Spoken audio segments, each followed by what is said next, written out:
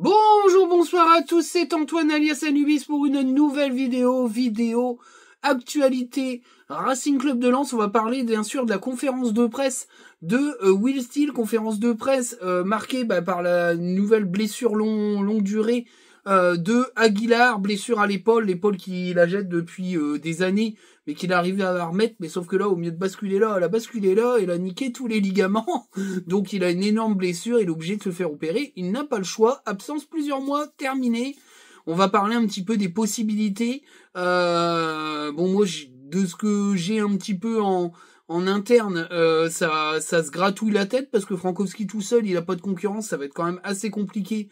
Et en tout cas, il n'y aura pas de recrutement. C'est là où tout le FCA, vous êtes des dépressifs avec la situation financière du club et tatati tata. Non, on n'a pas vendu ce qu'on devait vendre. Aujourd'hui, on prendra aucun joker, on prendra aucun salaire supplémentaire parce que ça, c'est ingérable et qu'il n'y aura plus d'achat de joueurs sans vente. Et de toute façon, il y a de grandes chances que ça puisse être décidé en sanction par la DNCG par rapport au non-respect du budget proposé. Donc de toute façon, c'était sûr. Voilà. Et donc on va parler de tout ça. Alors, la conférence de presse de Will Steele sur ce match face à Saint-Etienne, sincèrement, j'ai senti un Will Steele assez désabusé, même s'il essaye de garder une certaine forme de confiance. Je pense qu'il doit se dire que c'est un début de saison quand même assez catastrophique au niveau gestion des ressources humaines, si je puis me permettre, avec un nombre de blessures complètement what the fuck, des mecs qui sont pas partis, des mecs qui arrivent et qui sont blessés longue date. C'est très compliqué, la blessure d'Aguilar rajoute encore beaucoup de noirceur aux perspectives de gestion de groupe pour le coach anglo-belge. C'est compliqué. En tout cas, il essaye, lui, de relativiser les choses. Il a clairement dit qu'il y aurait aucun recrutement, mais ça, je viens de le dire, c'est financier. Il y aura personne qui va venir. Il n'y a pas la place pour mettre un nouveau salaire. C'est dire les difficultés financières qui sont nées de la non-vente d'El Ainaoui et de Danso. Danso qui est de retour. Retour complet à l'entraînement, feu vert. Il sera dans le groupe. Il y a très peu de chances qu'il n'y soit pas. La solution derrière Francky, il y en a pas. Il n'y a plus aucun piston. Soit c'est un jeune. Donc je sais pas qui joue en piston. C'est peut-être Tom Pouilly joue au milieu. Mais peut-être capable de jouer piston. Sinon, la solution c'est Sotoka qui glissera en piston, libérer une place en attaque pour Rémi Labolascari qui est de retour. Le problème aujourd'hui, c'est qu'apparemment Mbala Nzola est incertain, ce qui veut dire que s'il est pas là, Sotoka est obligé de jouer en attaque parce qu'on n'a plus que 3 attaquants. On n'a plus rien en attaque. On est passé on a trop d'attaquants, faut dégager Satriano et Nzola. Ça pleure. Comme quoi les mecs, c'est des footix. Ils comprennent rien au foot. Aujourd'hui, quand t'as 5 attaquants, mais t'en as 2 qui sont pas bons, t'as plus que 3 attaquants. Et au résultat, les attaquants qui auraient pu performer, il y en a un qui est absent de longue date, et l'autre qui est incertain. Donc il te reste plus que 3 attaquants, donc il y en a qu'un qui a marqué un but sur les 3. Donc t'as plus d'attaque. Donc j'espère du fond du cœur qu'Enzola sera là. S'il est là, ça veut dire que, à mon avis, la solution Sotoka en piston serait une solution plutôt intéressante. La deuxième solution, c'est une titularisation de Danso avec comment il s'appelle, le très bon Kuzanov qui revient de sélection. Est-ce que ça va être un peu juste ou pas, j'en sais rien, mais en tout cas Kuzanov pourrait jouer à droite et peut-être libérer une place de piston pour Jonathan Grady. À un moment donné, de toute façon, il faudra faire des choix, mais tu peux pas te permettre. Encore une fois, il a été super bon en équipe nationale. Il va réussir avec la très belle génération ouzbek de qualifier pour la Coupe du Monde. C'est pareil, il y a le petit Fayalef ou Fazai Alef, ou je sais plus comment on dit, mais bref, pour les experts ouzbeks, le petit attaquant de poche qui joue en Russie, qui est hyper intéressant et qu'il va falloir à un moment donné se pencher dessus, parce que ce gamin-là est hyper doué devant. Ce que je veux dire, c'est que à un moment donné, il faudra faire des choix, que peut-être la blessure d'Aguilar donne une cartouche supplémentaire pour pouvoir peut-être installer Kuzanov dans la défense centrale et puis glisser Grady à un poste plus de latéral droit qui était le sien à un camp, dont il est capable de jouer plutôt avec grande performance parce qu'il a plutôt une bonne qualité de passe et une bonne qualité de centre. De toute façon, Frankowski peut pas faire le match 90 minutes pendant 3 mois, il va exploser en vol. Il y a encore une trêve internationale, il joue avec la Pologne, il va exploser comme Machado, on n'aura plus de latéral. Donc à un moment donné, il va falloir trouver une solution, soit elle viendra des jeunes, qui ont été assez nombreux à l'entraînement, notamment avec 7 ou 8 jeunes. Alors soit selon les besoins, soit selon leur mérite d'être avec le groupe pro. Donc de toute façon, il y aura des jeunes dans ce groupe pour aller à Saint-Étienne. Voilà, alors les petites infos un peu plus positives, c'est El Ainaoui, Ogé Diran et Sidi Bané. Bon, Sidi Bané, on s'en branle parce que pour moi, il devrait même pas être là. Qui reprennent avec la réserve. Alors pourquoi ils reprennent avec la réserve? Pour 2 raisons. La première, c'est qu'ils sont peut-être un peu justes, mais enfin ils auraient pu être dans le groupe puisqu'il y a pas mal d'absents, et c'est surtout pour sauver les couilles de la réserve. Voilà, tout simplement. Pour sauver les couilles de la réserve qui enchaîne les défaites, je pense qu'ils vont mettre des joueurs de Ligue 1 pour essayer au moins de grappiller une victoire, d'essayer de se donner de l'air. Je pense que ça va tourner comme ça et les mecs vont aller jouer en réserve, ils vont sauver le cul de la réserve comme ça, parce qu'à un moment donné tout le monde va revenir. Donc il y a des joueurs qui vont aller jouer en réserve. Ah, maintenant, s'ils jouent en réserve et qu'ils font de la merde et qu'ils plantent la réserve, ben, il faut plus qu'ils jouent nulle part. Puis c'est tout. À un moment donné, t'es professionnel, t'es joueur du club, tu sais qu'il y a un effectif pléthorique, ben, tu vas jouer en réserve parce que c'est pas ton tour et que le coach il fait des choix. Donc j'espère que les mecs seront à fond. Bon, El Ainaoui, Ogé Diran, c'est des compétiteurs, ils savent très bien qu'ils vont revenir dans le groupe, mais voilà, il faut absolument que la réserve soit sauvée parce qu'après c'est une catastrophe pour la formation, surtout que ça fait partie inhérente du projet à moyen terme du club, c'est-à-dire d'incorporer des jeunes dans le groupe pour faire des économies pour le moment, en attendant un horizon financier différent, même si le rachat du PFC va sûrement, et ça je l'ai dit dans la dernière vidéo, réaccélérer les choses. En tout cas voilà, la blessure d'Aguilar est une très mauvaise nouvelle parce qu'aujourd'hui, alors c'est vrai que ça va mettre des pieds secs dans la machine de certains en disant ah vous vous plaignez d'un gros groupe, vous avez vu machin, mais enfin je veux dire c'est pas sinon faut prendre un groupe de 50 joueurs. Enfin vous voyez ce que je veux dire, ça n'a pas de sens ce genre d'argumentation. C'est juste que là clairement il y a un coup de chatte parce qu'on se retrouve avec un embouteillage et qu'on a beaucoup de blessés. Maintenant on n'aurait pas eu d'embouteillage, tout le monde serait parti, tous les joueurs seraient partis. Il y aurait eu un nombre de blessés, bah on aurait eu plus de jeunes dans ce groupe-là, et des jeunes qui auraient eu plus de chances de jouer, parce qu'au final on fait venir des jeunes qui nous jouent très peu, parce qu'on a un groupe conséquent, et que même avec autant de blessures, il n'y a aucun jeune qui est titulaire dans l'équipe. Donc voilà, cette argumentation-là de heureusement qu'on a un gros groupe, ouais, moi je suis pas convaincu, parce que je préfère avoir moins de joueurs et des joueurs impliqués que plein de joueurs, et se dire ah bah il y a des blessés, ils sont là les mecs. Ils sont là, mais ils savent très bien que dans un mois, si tout le monde revient, ils sont plus là, donc ils en ont rien à branler. Hein. En vrai, c'est ça le problème. C'est ça le problème. Donc voilà. C'est un peu le retour de ce qui se passe. Il y a beaucoup d'inquiétudes autour d'Embala Nzola, qui est meilleur buteur en activité pour l'instant, depuis le début de la saison, qui est quand même très utile à l'équipe, qui fait beaucoup de bien. Malheureusement, moi je le dis, ce qui pose un énorme problème, c'est que il va falloir quand même m'expliquer comment à un moment donné on a pu se dire que Mbala Nzola à 80% c'est moins fort que Sotoka et Wesley Saïd. Voilà, moi je pense que Will Steele a pas voulu prendre de risques, mais on l'a payé au niveau des résultats. Maintenant on n'a plus trop le choix parce qu'il faut absolument gagner ce match pour rester dans le bon wagon. Alors la nouvelle qui est tombée il y a pas longtemps, c'est cette alerte rouge inondation dans le Forez, ce qui veut dire techniquement que s'il y a trop de pluie, le terrain serait pas praticable, le match serait à remettre. Est-ce que c'est pas une mauvaise chose par rapport à Mbala Nzola? Peut-être. En tout cas, voilà, on n'est pas prêt de voir du foot si du foot à Lens avec Lens si le match est reporté. De toute façon, on en saura de plus demain, en espérant que Mbala Nzola soit disponible. Alors Chavez et Papi Mendy sont revenus. Là, je fais ma vidéo jeudi, hein, pour ceux qui la verront que demain ou que vendredi ou samedi matin. Chavez et Papi Mendy sont revenus jeudi, donc aujourd'hui. Et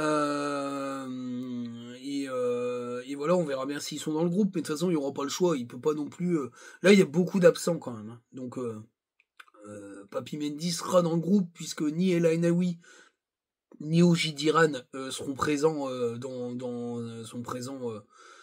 dans le groupe pour aller à Saint-Etienne, puisqu'ils iront en réserve. Ils seront là pour le derby.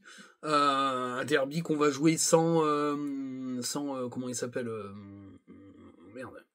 Bref, le latéral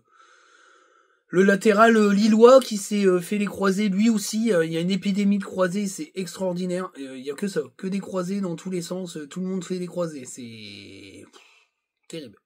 C'est terrible. Je sais plus qui s'est encore fait les croisés, mais voilà, il y a lui, puis il y a un autre joueur, je sais plus. Vous me direz dans les commentaires, mais je crois qu'il y a eu 2 croisés de suite. C'est extrêmement inquiétant, ces blessures à répétition. C'est peut-être un signe quand même qu'il va falloir revoir le football et faire en sorte qu'il y ait moins de matchs et peut-être supprimer cette fameuse coupe à pimpin qui sert à strictement à rien et limiter les rassemblements avec quelques matchs amicaux, mais pas des matchs comme ça tous les 5 minutes. Enfin bref, il y a 3 trêves internationales en l'espace de tout l'automne-hiver, c'est n'importe quoi. Enfin bref. Mais voilà. Thiago Santos, c'est ça? C'est Thiago Santos, le latéral lillois qui fait les croisés, donc il sera pas là. Mais ouais, faut espérer qu'on récupère Oje Diran et Lainaoui pour ce derby à Bollaert. Parce que moi je pense qu'ils sont très importants pour la suite de la saison. Au moins Oje Diran, parce que Lainaoui, je pense que s'il revient et qu'il fait un bon novembre-décembre, il y a de grandes chances qu'il parte au mercato d'hiver. De toute façon, il y aura des départs, hein, faut pas rêver. Et voilà, mais le retour, c'est qu'il y a quand même beaucoup d'inquiétudes sur certains postes, notamment devant, et que de toute façon, ils recruteront pas d'attaquants sans vendre. Donc pour l'instant, il faut faire avec ce qu'il y a, et ce qu'il y a, c'est pas grand-chose, quoi.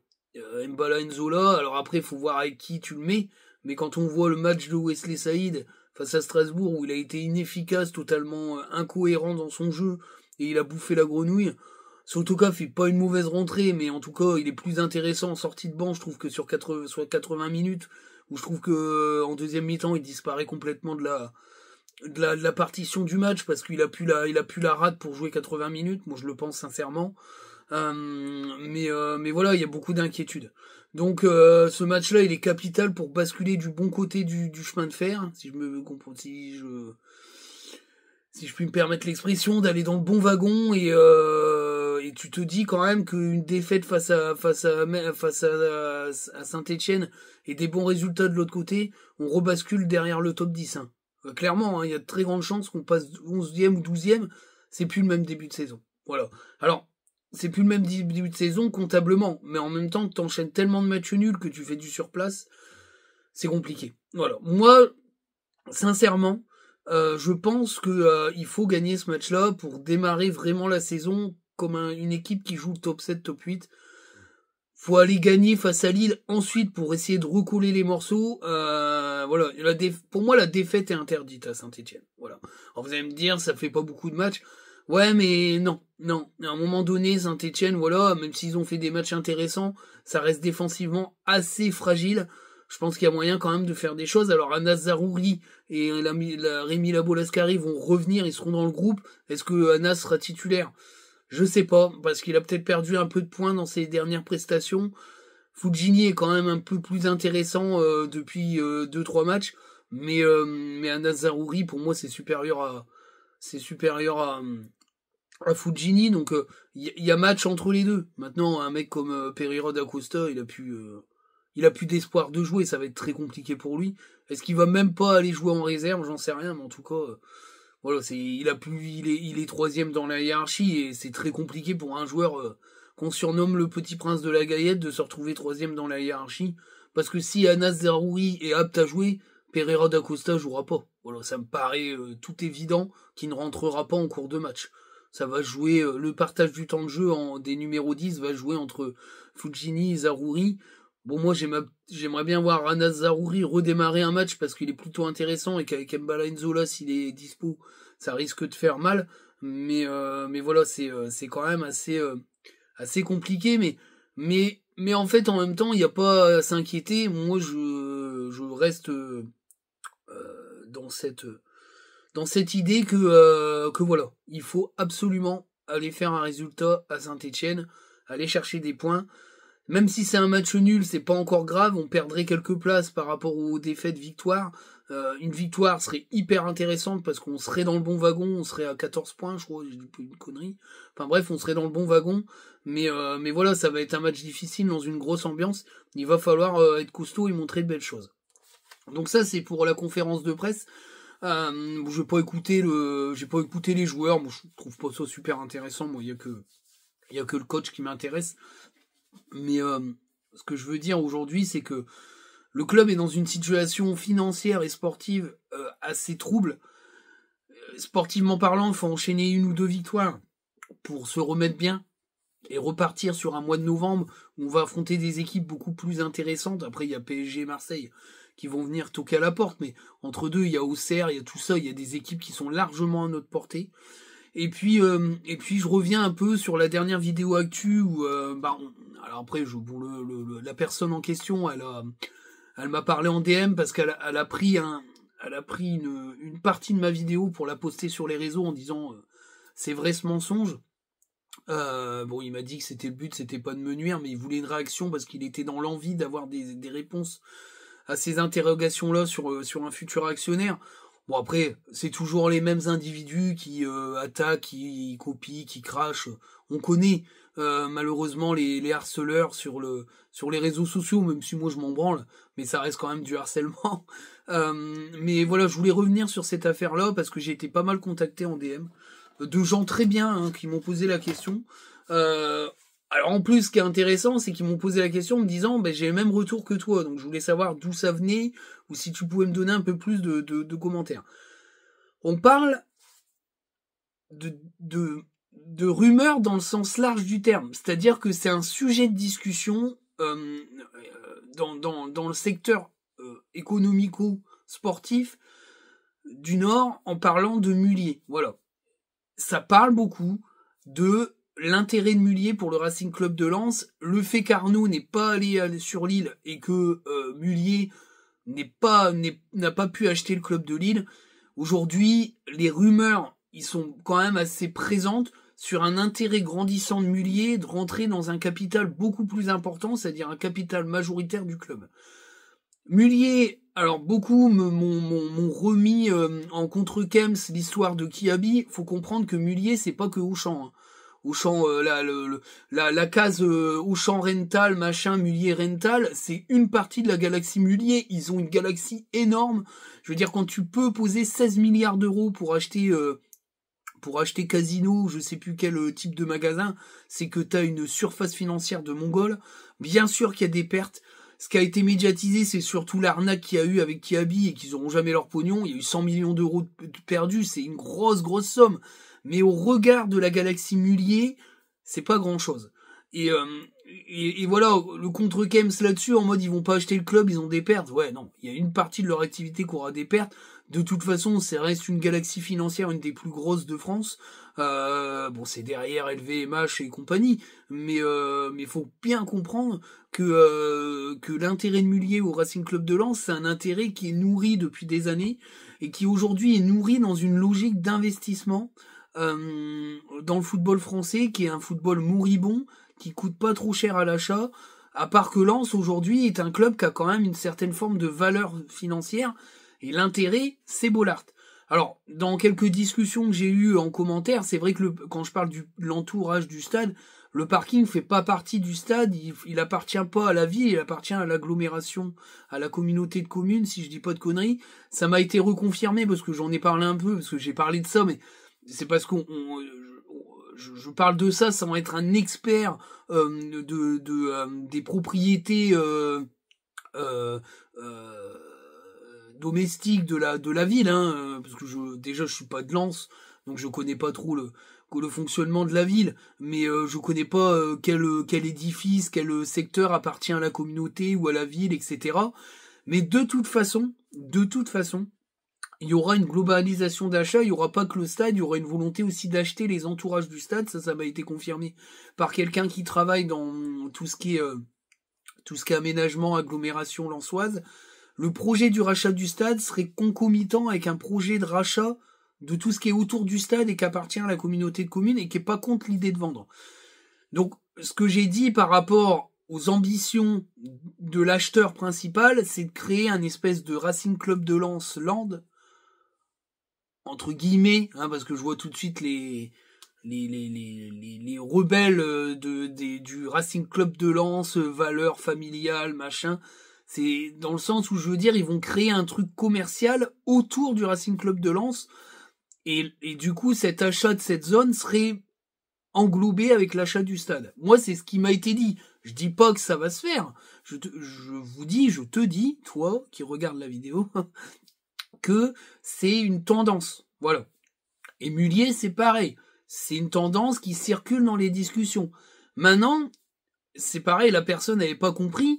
Dans les commentaires, quand je parle, quand quelqu'un dit si Mullier voulait acheter, il a qu'à prendre les 30, 20, 30%, etc. Non, Mullier, lui, il veut être actionnaire majoritaire du club. Il veut acheter le club, c'est ce qui se dit. Les 20-30% d'achat de parts, c'est-à-dire d'être actionnaire minoritaire à hauteur de 20-30%, ça c'est plutôt un actionnaire américain qui viendrait investir en tant qu'actionnaire minoritaire. Mais c'est deux dossiers complètement différents. Tu peux avoir un actionnaire minoritaire qui investit dans le club et Mullier venir acheter le restant de toutes les actions de Joseph Ogourlian et devenir l'actionnaire principal majoritaire du club. Ça ne change rien. D'ailleurs, c'est souvent des accords de principe entre deux actionnaires différents. Les Américains peuvent acheter des actions en sachant que le club va être revendu. Ça, d'ailleurs, ils peuvent même acheter des actions en sachant que c'est parce que le club va être acheté par une entité plus puissante qu'ils achètent les actions. Souvent, c'est ça. Parce que ça veut dire que tu achètes des actions au tenté avec le prix P, un actionnaire rachète la majorité des actions du propriétaire principal, de l'actionnaire principal, revalorise le club, ce qui veut dire que les actions possédées par ceux qui les ont achetées vont augmenter. Donc, tu les achètes à tel prix, après un rachat du club, donc des parties principales des actions restantes, ben, tes actions vont augmenter, parce que si y a des investissements, etc., la valeur du club va monter, donc la valeur des actions monte. Donc c'est possible que même un futur rachat du club accélère l'arrivée d'un actionnaire minoritaire. Voilà. Donc c'est deux dossiers différents. Alors la personne n'avait pas bien compris, parce qu'elle dit, il parle d'un industriel français, puis derrière il parle d'américain. C'est deux dossiers différents. Les Amerloc, c'est pour un achat minoritaire. La rumeur Mullier, c'est pour un achat global du club. Voilà. Après, ça reste des rumeurs, hein. J'ai pas dit que ça se ferait, hein, parce que à chaque fois que je parle, pourtant je choisis bien les mots et je les dose bien, mais des fois c'est voilà. Désolé, mais après j'en parle parce que c'est des choses qui me sont rapportées à plusieurs reprises de plusieurs personnes différentes en qui j'ai totalement confiance. Et puis moi, dans mon activité, j'ai tendance à pouvoir discuter avec des acteurs économiques du secteur des Hauts-de-France, et aujourd'hui voilà, c'est des choses qui reviennent. C'est important parce qu'aujourd'hui l'avenir du club, il est à moyen terme, hein. Faut pas rêver, hein, avec la base des droits TV, DAZN qui se casse la gueule avec 500 000 abonnés. En plus, franchement, pour avoir testé DAZN, c'est dégueulasse, hein. Comparé à Prime Video, on a des années-lumière de qualité. Prime Video, tu pouvais regarder les matchs dès le départ. C'est-à-dire que si t'arrivais à 5h30 et que le match avait démarré à 5h, tu cliquais dessus, revenir au début, tu matais le match dès le début. Déjà, t'étais pas spoilé. T'arrivais, t'avais pas le résultat, donc tu pouvais le mater en décalé. Les matchs étaient disponibles tout de suite après la fin du match. C'est-à-dire que si tu travaillais et que le match était à l'extérieur ou à domicile mais t'étais pas au stade, ben tu rentrais à 19h, tu matais ton match, tu te faisais pas spoiler sur les réseaux, puis tu voyais le match en live avec l'émotion du match. Avec DAZN, c'est pas possible. Tu peux pas revenir à zéro. Il y a aucun, je veux dire, c'est le niveau zéro de cette appli, incroyable. Puis l'appli, elle crache tout le temps. C'est de la merde. C'est fait à l'arrache. Je suis désolé, moi je le dis, hein. On peut pas revenir en arrière. Alors est-ce qu'ils vont faire des mises à jour et puis un peu EP le niveau de l'appli comparé à Prime Video, c'est du brin. Les replays, si tu cliques sur le replay, c'est avec les commentaires en anglais. Faut aller fouiller dans une autre option pour aller cliquer et revenir sur le commentaire français. Je l'ai vécu avec Lens Nice, puisque j'y étais pas là. C'est catastrophique. catastrophique. Donc voilà, le problème aujourd'hui, c'est qu'on navigue à vue, et je vous dis, le rachat du PFC, ça va faire un remue-ménage en Ligue 1 très fort. D'une, parce que le projet du PFC, c'est de tout de suite aller chercher la Ligue des Champions, c'est quand même pas anodin de déclarer ça. On est quand même sur des budgets de l'ordre de 200 à 300 millions d'euros par an. Ils vont tout niquer, c'est l'équivalent du budget annuel du club. C'est l'équivalent du budget du club. Là, on serait sur une enveloppe de 200 millions d'euros par an. Mais c'est pas nous, c'est que notre budget, hein. Eux, c'est l'enveloppe. Donc, vous imaginez bien la différence. Ça va être un poids lourd qui va tout niquer et qui va bouffer une place. Donc, ça veut dire aujourd'hui que les équipes qui jouent le top 4, bah, ils vont se retrouver à avoir un concurrent de plus. Attention, parce qu'il y a beaucoup de mouvements aujourd'hui. On parle de Saint-Étienne, des Canadiens qui pourraient plus investir dans le club s'il se maintient. Attention. La Ligue 1 pourrait voir son visage changer. Moi, je l'avais dit dans une vidéo il y a quelques années.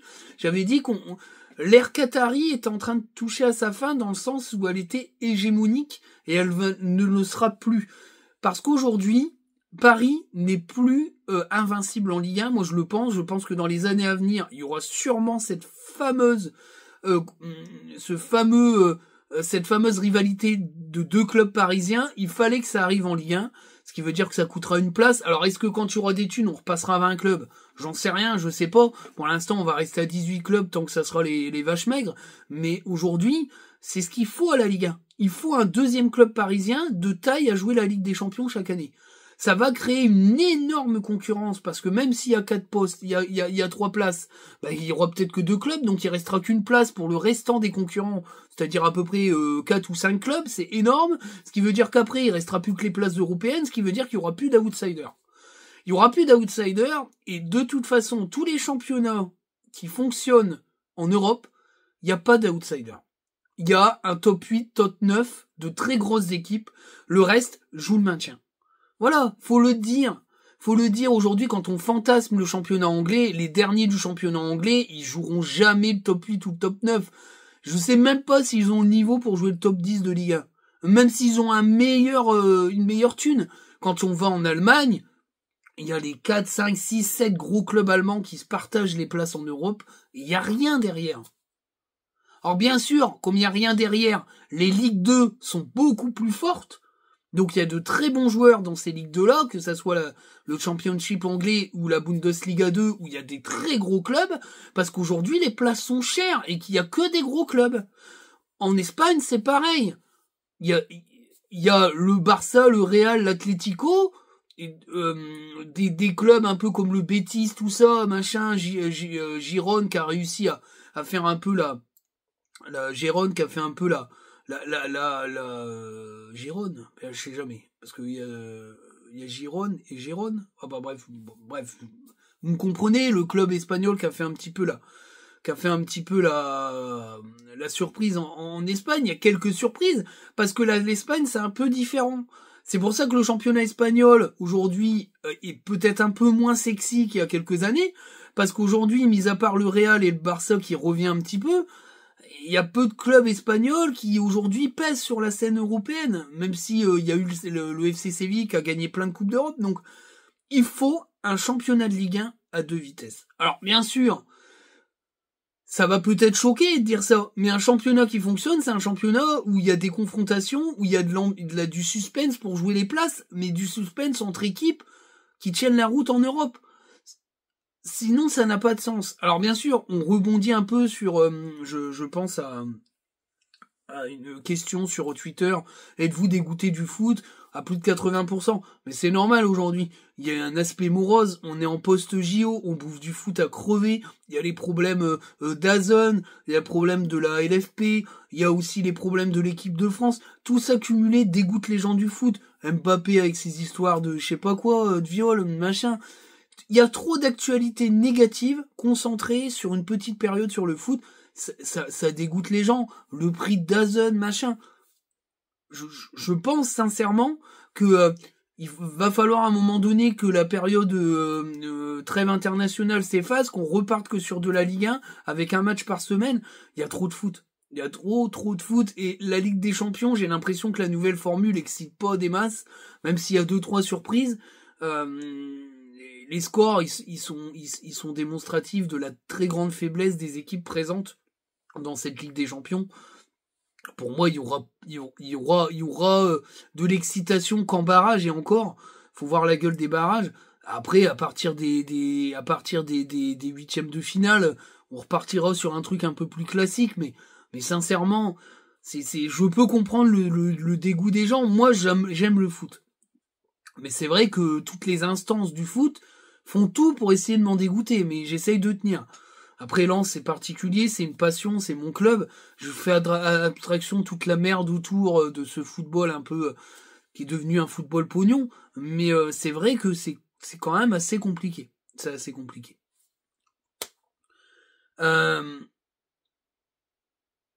Il faut comprendre que de toute façon, l'avenir de Lens, il passera par un actionnaire. On n'aura pas le choix de toute façon.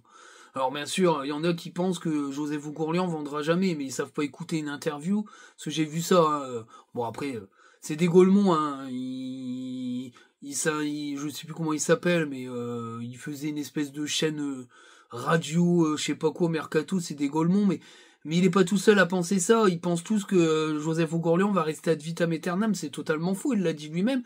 Il ne sera pas propriétaire de Lens à vie. Donc il va vendre. Maintenant, il va vendre au moment qui lui semblera le plus opportun. C'est le moment où le club vaudra le plus. Je suis pas certain que les perspectives futures laissent le prix du club tel qu'il est là. Donc je pense que s'il y a un truc qui va se passer, ça va se passer dans les 2-3 années. Voilà. Je pense que, à mon avis, soit il va attendre qu'il y ait une renégociation des droits TV avec des droits TV plus importants. Ça dépendra de l'arrivée du PFC. Je pense qu'aujourd'hui, ça soulage pas mal le foot français, car nous mettre des thunes dans le foot français. Parce que je pense qu'avec un énorme club parisien en plus, peut-être que ça va attirer des spectateurs de foot non supporters et regrossir un peu les effectifs d'abonnés, mais c'est assez compliqué aujourd'hui. Mais l'avenir de Lens passera par un actionnariat différent, ça c'est sûr. Voilà. J'espère que la vidéo actu vous plaira. J'ai pas beaucoup plus d'informations parce que les blessures sont assez récentes. Maintenant, on va voir ce qui va se passer, mais en tout cas, j'espère que on va gagner ce match parce que ça nous permettra d'être un peu plus soulagés dans l'abord du derby qui sera très important, puisque une victoire à domicile nous permettrait déjà de reprendre un peu le dessus sur Lille, qui nous a fait quand même pas mal de mal ces 2 dernières saisons, si je dis pas de bêtises. Et au niveau des points, si tu arrives à faire 6 points sur 6, tu seras pas mal. Ciao les amis!